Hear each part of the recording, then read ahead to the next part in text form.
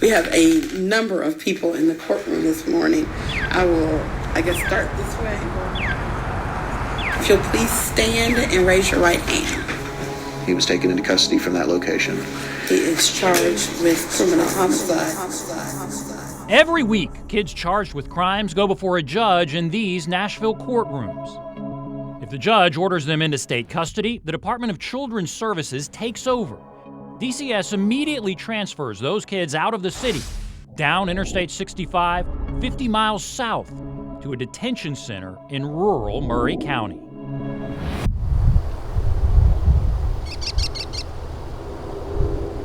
The sad thing is, the majority of our kids who leave our jurisdiction, that go into DCS custody as juvenile justice youth, go directly to Middle Tennessee Detention Facility, and they stay there for sometimes weeks, sometimes months. Davidson County's juvenile court administrator says what's happening here, behind closed doors, inside the Middle Tennessee Juvenile Detention Center, represents much of what's broken with our juvenile justice system. It is not a secret that they have terrible facilities, terrible programs and policies for our youth. 911, what is the address of your emergency? Middle Tennessee Juvenile Detention Center. I need an ambulance here ASAP. I have a juvenile cutting herself. The detention center is in a quiet, remote area, but 911 calls reveal the chaos inside. She's walking around in the pot. Oh, God, she's fighting. Oh, she's fighting, Miss Joanna. Okay, oh, my God. Okay, how bad is she bleeding and where is she bleeding from? I don't really know. I'm not allowed to go in the room right now. She's on lockdown. The calls show suicide attempts, vandalism, and fights with staff. Juveniles ages 12 to 19 are there waiting on DCS to place them in more permanent facilities. But while inside this building, children spend most of their time locked inside their cells.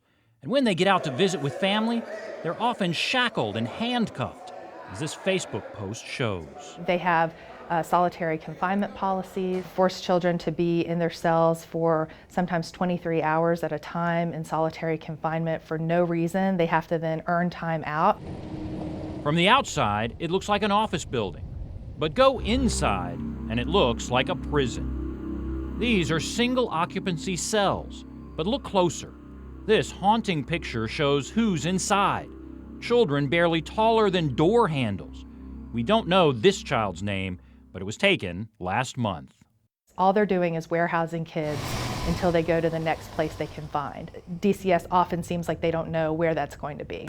Davidson County Juvenile Probation Officer Kelly Gray was so disturbed by what a 16-year-old told her about his 20 days inside the facility earlier this year that she took detailed notes about what he said.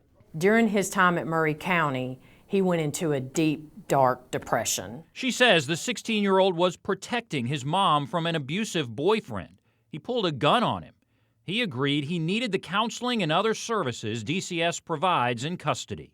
I mean, even when he was leaving juvenile court, he was hugging everybody, including myself, telling me, yes, this is what I need. I'm excited. He is very meek and very mild, very quiet. But Gray says she was devastated to hear about his treatment at Middle Tennessee Juvenile Detention and what other children are forced to endure.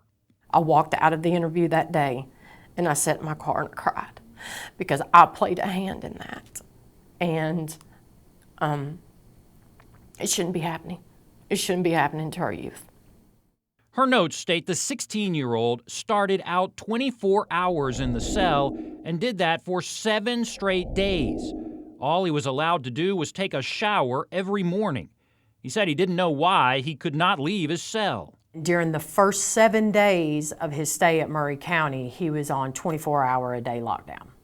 He was not allowed to leave his cell at all. He had zero interaction with the staff. He was just really confused because nobody would talk to him. Nobody was telling him what was going on. He said you have to sweep your cell every morning, and if you don't, then you are not allowed to leave. He said no one ever told him that, and there was never anything to sweep because nothing was allowed in your cell. These pictures show 12 cells in the North Pod that are all single occupancy. The 16-year-old said after 7 days alone in his cell, he was allowed just 1 hour out of his cell. He said if you kept your cell clean, you eventually got 2 hours out of your cell. This is the most you would get outside your cell. Whenever I read that this child started out in his cell 24 hours a day for 7 days straight, I get chills down my spine. We showed the 16-year-old's interview to attorney Wesley Clark, who along with the American Civil Liberties Union sued the Department of Children's Services in 2016 after a different detention center held kids in isolation for 23 hours a day with 1 hour of recreation. And this child complains about depression and hopelessness and misery. And that's what one would expect with no stimulation, being locked inside a room by yourself for a week.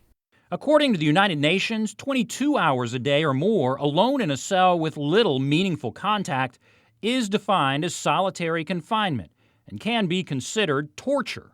Why we think this is okay for juveniles who are removed from their families and in the custody of the state is confusing. Clinical psychologist Dr. Kimberly Brown works at Vanderbilt Psychiatric Hospital. She says isolating juveniles for 22 hours or more is especially dangerous because their brains are still developing. They're at increased risk of depression, anxiety, psychosis, and suicides. Not only does it not help with rehabilitation, but it completely goes against the mission of rehabilitation. The Department of Children's Services settled the lawsuit brought by Clark and the ACLU against the other facility. The department has since issued new rules strictly prohibiting the use of solitary confinement or seclusion at its detention centers. I would like to know how they define that, seclusion. Because 24 hours a day in your cell by yourself with no interaction is seclusion. How is that not solitary confinement? How is it not seclusion if they're kept inside one of those cells, a single occupancy cell, for 23 hours? Again, it's not a situation I would want to be in, but it's not a violation of our current rules. The director of licensing with DCS, Mark Anderson, looked at the notes from the 16-year-old and said he did not know the specific case. But even if the teenager spent 24 hours a day in his cell, it would not violate DCS policy. He said during the first week, juveniles are kept on what's called room restriction for 23 hours a day and get only 1 hour of recreation. If he chose not to clean his room, then that's really about the only repercussion they have to offer at that point, because the youth are already in their room 23 hours a day. To many people, that looks like solitary confinement. The difference between room restriction and solitary confinement is when you're in solitary confinement, the expectation is that you are completely isolated from everyone else. He said if kids are kept in those single cells in the North Pod, it is not isolation because they can communicate with other kids through the doors. The youth are yelling at each other back and forth between their cells. Youth from over here yelling at youth over here. If there's kids out in the day room, they're talking through the door to these folks.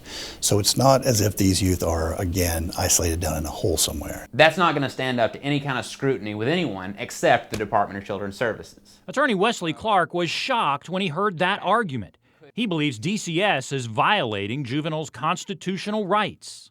The ability of children to scream at each other through the cell walls provides this facility with a good argument that they're complying with the regulations. I've got an argument that what they're doing is still unconstitutional. Vanderbilt psychologist Dr. Kimberly Brown says seeing other kids outside their cells in the day room area could make the kids locked in their cells feel even more isolated. That sense of isolation, of being apart from everyone else, may even potentially be heightened by having other people visible who are doing things that they're not permitted to be doing. We obtained a 2018 email to Mark Anderson with the subject visit after an inspection of the Middle Tennessee Juvenile Detention Facility. Inspectors wrote they are still using window covers, which prevented juveniles from even seeing into the common area. Is it appropriate to use window covers on cells? We were not happy with the window covers. For us, that felt like isolation because they no longer had access to communicating with youth that are out in the day room. Anderson says the facility stopped using the window covers, though they are still beside the cell windows in pictures taken last month. Wesley Clark says a state law needs to define what solitary confinement is. It should not be left up to DCS. But the department has worried a strict law could force them to stop using several older facilities. That was the kind of the elephant in the room when we were doing our rules, when we were revising the rules a couple of years ago. If we were completely stringent on how we define seclusion. If we said seclusion is simply this, then there are quite a few of those facilities that would have been out of compliance the minute those rules went into effect. Several detention centers DCS uses are privately owned. Middle Tennessee Juvenile Detention is one of them, and it has some powerful owners, including a current state representative, David Byrd, and the wife of a current circuit court judge. The state pays the facility $132 per child per day. At full capacity, that's more than $2.7 million a year.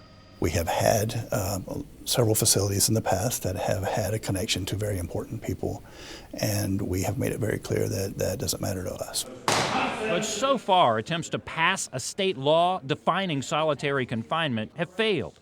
Anderson says he's surprised that Davidson County's juvenile court is criticizing Middle Tennessee and says some of their expectations are unrealistic. Davidson County has areas where youth can go and be outside of their cells for long periods of time. Middle Tennessee just doesn't have that. It's not a great feeling when you know that your hands are involved with a kid that's having to go sit in seclusion in a cell in Murray County. Davidson County juvenile court officials say all that time in their cells makes kids more stir-crazy and more prone to vandalism or worse. Is she honey, I have let them go in there. She's dangerous. Okay, so nobody's in there with her. Nobody is in there with her. I have a guard outside her door.